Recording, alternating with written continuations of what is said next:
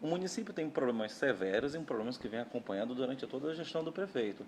Então, é meio incoerente fazer a defesa de uma parada que custa R$ 207 mil, enquanto os passageiros têm que entrar em cacarecos. Essa é uma discussão que não é de hoje.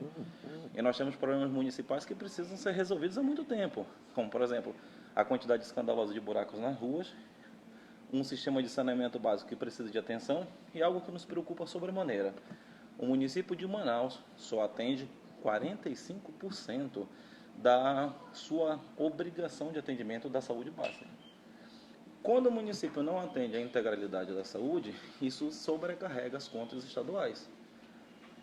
O estado do Amazonas é o estado que mais gasta com saúde pública. Enquanto o mínimo constitucional é de 12%, o estado do Amazonas gasta 23%. E a grande responsabilidade disso é justamente porque o município não faz o seu trabalho. Eu acredito que, em vez do prefeito estar buscando escapar de sua responsabilidade, imputando agressões ou ilações contra quem quer que seja, tanto a mim quanto ao governador, acho que ele deveria fazer como nós estamos fazendo, como o novo que ele tanto critica está fazendo, que é, em vez de buscar o escapismo, enfrentando os problemas de frente. Com relação à acusação em si, é uma brincadeira. É uma brincadeira. Meu trabalho é público e sempre aconteceu de forma pública, e eu sempre trabalhei defendendo política pública de moradia, dentre outras. A propósito, tão logo nós chegamos no Palácio, a nossa obrigação foi de buscar soluções a problemas crônicos de Manaus. Manaus existem diversas ocupações irregulares e nós buscamos, já desde o início do mandato, cooperar com o município de Manaus para que nós possamos debelar esse tipo de problema que é histórico e é um problema que é da responsabilidade do município. Só que, por exemplo, as famílias lá que foram agredidas com incêndio no ano passado, aquelas 700 famílias que foram agredidas com incêndio no Educandos, elas estão até hoje aguardando uma solução que depende de uma parceria com o município. Estamos com um termo de cooperação já faz 4 meses que depende de uma resposta que o município não dá. Então, em vez de ficar criando factoide, querendo buscar atenção, que é o que está evidente nessa atitude dele, que parece evidentemente desesperada, ele deveria estar buscando solução que o Estado já está apresentando há bastante tempo. Quero registrar e até dar uma recomendação. Eu acredito que o prefeito deveria fazer que nem Pelé, sair por cima e respeitar a própria história, em vez de ficar estragando aquilo que é o seu patrimônio que foi conquistado ao longo de tantos anos em devaneios senis. Eu quero deixar muito claro, quando a gente vai trabalhar todo dia para poder enfrentar os problemas que nós temos de frente, a gente não fica prestando atenção no cachorro que fica latindo para a roda do carro. Eu queria continuar nesse assunto. O governo tem algum plano lá para a cidade das Luzes, porque é uma invasão, né? Tem algum planejamento para tirar aquelas famílias de lá? Como é que está a atuação da polícia militar, uma vez que sabe-se que é dominado pelo tráfico de drogas? E se o governador Wilson Lima também tomou conhecimento, o senhor já falou com ele sobre isso, ele também criticou o governador ontem, dizendo que pega o avião na hora das crises, não enfrenta, cobrou a dívida de 800 milhões que o Estado deve a Manaus. Bom, bora lá, então responder por parte. De trás para frente. Essa alegada dívida de 800 milhões ainda está judicializada. Ainda se pende de uma concretização judicial para se decidir se há responsabilidade ou não. Então, esse é o primeiro ponto. E 800 milhões de reais para o Estado do Amazonas dispor diante da crise atual não é algo que se possa fazer sem se fazer um planejamento adequado. Isso não foi algo criado por nós, é algo que nós recebemos como sendo uma herança de governos que deixam problemas para que possamos resolver. Todos os problemas, como nós destacamos, estamos encarando de frente.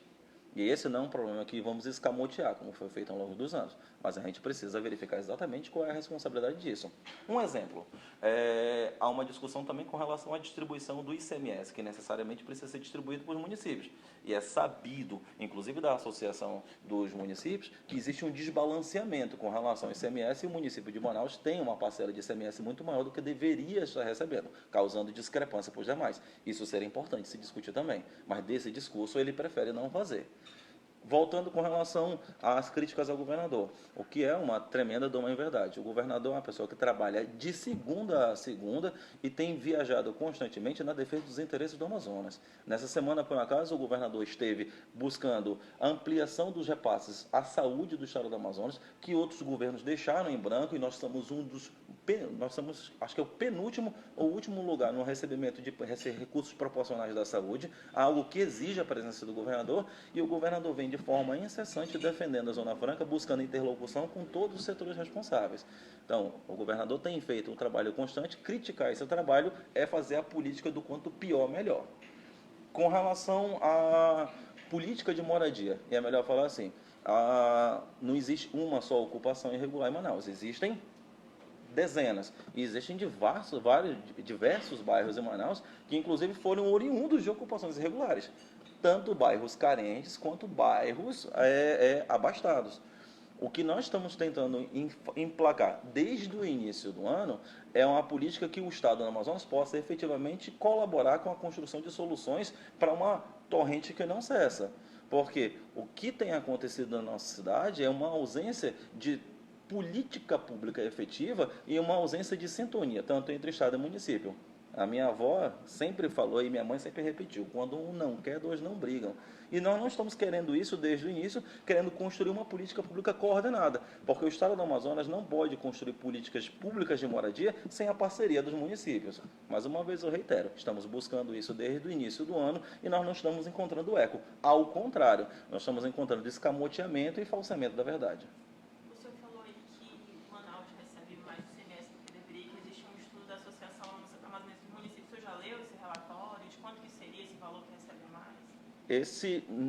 Manaus não é o único município, existem outros também, e essa é uma questão que nós resolvemos encarar de frente.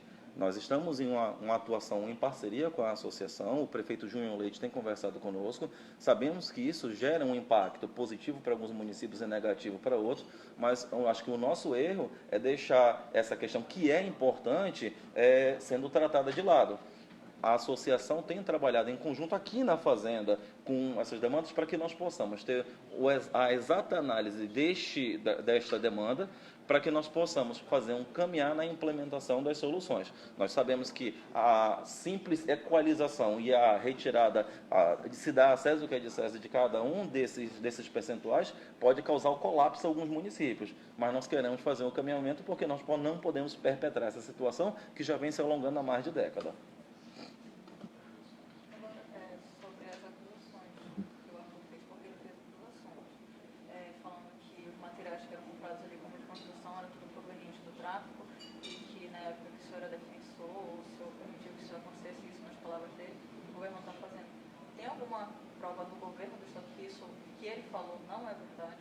Eu acho que o básico em qualquer tipo de acusação é que quem acusa deve arranjar provas.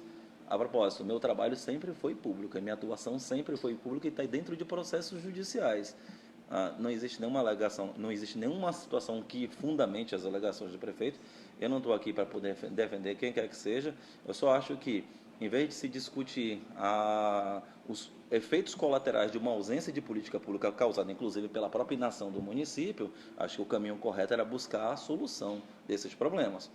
Então, é o ponto que o Estado está fazendo. A propósito, o problema continua lá e precisa ser resolvido. E depende muito mais do que palavras exasperadas de ações concretas. O Estado está aqui para resolver não só aquele, mas como diversos outros problemas. Porque o correto que nós não podemos fazer é passar e deixarmos o nosso mandato sem dar uma política correta, uma atuação onde nós conseguimos de forma concreta não deixar com que uma política de abandono, em especial na nossa cidade, continue acontecendo. Nós temos bairros aqui que nós podemos citar que são resultado disso. Os bairros integrais que acompanham, inclusive, a nossa cidade tradicional, como educandos, foram frutos de ocupação irregular. A própria Redenção, fruto de ocupação irregular. E a grande consequência que isso gera, além de todas as violações urbanísticas, é a própria dificuldade de implementação de soluções que o Estado quer dar.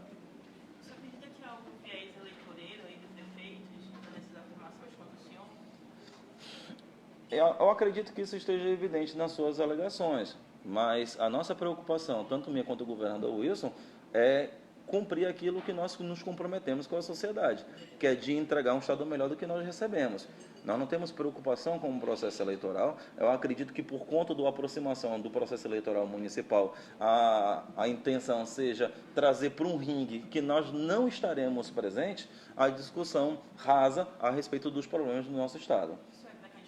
Não sou pré-candidato, eu sou vice-governador e estou trabalhando em conjunto com o governador Wilson Lima para poder entregar esse estado melhor. O senhor comentou, acho que no período do recesso parlamentar, foi dito que seria encaminhado da Assembleia a reforma administrativa, né, quando voltasse as atividades da casa. O que o senhor pode adiantar para a gente sobre isso? Ah, sim. Há uma preocupação muito profunda do governador com relação à austeridade. E existem diversos pontos que nós precisamos trabalhar com muita responsabilidade. O trabalho que nós estamos aqui na Fazenda Por Acaso é consequência disso. A implementação de controle de gastos é essencial. Só que nós precisamos também melhorar a máquina administrativa. Nós não queremos repetir o erro de outros governos de fazer uma reforma unilateral sem uma análise adequada de que essa reforma vai se traduzir em eficiência. A nossa reforma não tem um intento específico de redução de secretarias ou redução do tamanho da administração, mas de torná-la mais eficiente, ou seja, de que nós possamos fazer um máximo de ações com o mínimo de gastos.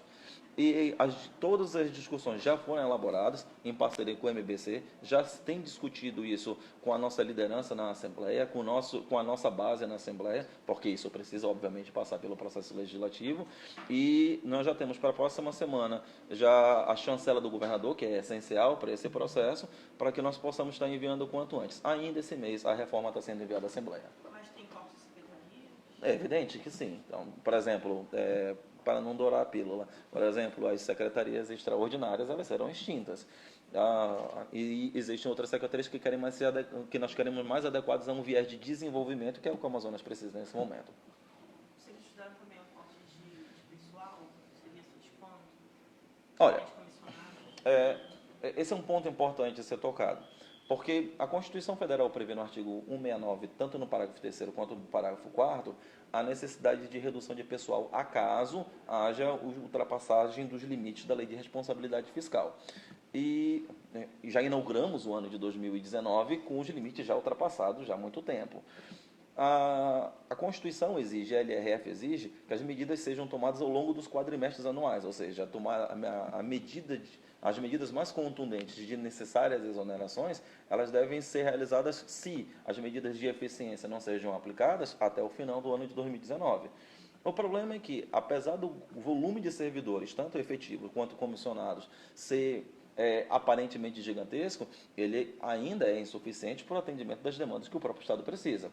Um exemplo, na segurança pública nós temos hoje um contingente de mais ou menos 8 mil policiais, quando a legislação prevê 12 mil, e nós precisamos efetivamente de policiais nas ruas. Cortes em pessoal para a gente é efetivamente perigoso. O total de servidores que nós possuímos, incluindo inclusive inativo, chega a 100 mil servidores, sendo que de comissionados o gasto não chega a 4%. A LRF e a Constituição determina que sejam feitos cortes de até 20% em cima de comissionados. O impacto financeiro orçamentário disso é insignificante frente à nossa necessidade, porque o Estado do Amazonas deve estar, de acordo com a LRF, com um percentual de 46,55% de gasto com o pessoal, e hoje nós já estamos com 53%, e os demais reflexos das medidas já implementadas podem chegar até 56%. Ou seja, nós temos a obrigação de fazer com que o Estado chegue a 46%. Temos que descer 10 pontos percentuais. A redução no corte de comissionados não faz isso. As medidas que o governador determinou acontecerem, que nós estamos tratando inclusive hoje aqui na Fazenda, se tratam com relação ao recadastramento de servidores, que vai acontecer já em breve, e análise de conformidade de folha. E isso, segundo nossos estudos, pode implicar numa análise modesta de 5% até 10% na redução de gasto com o pessoal, sem corte de pessoal, o que é muito mais recomendável.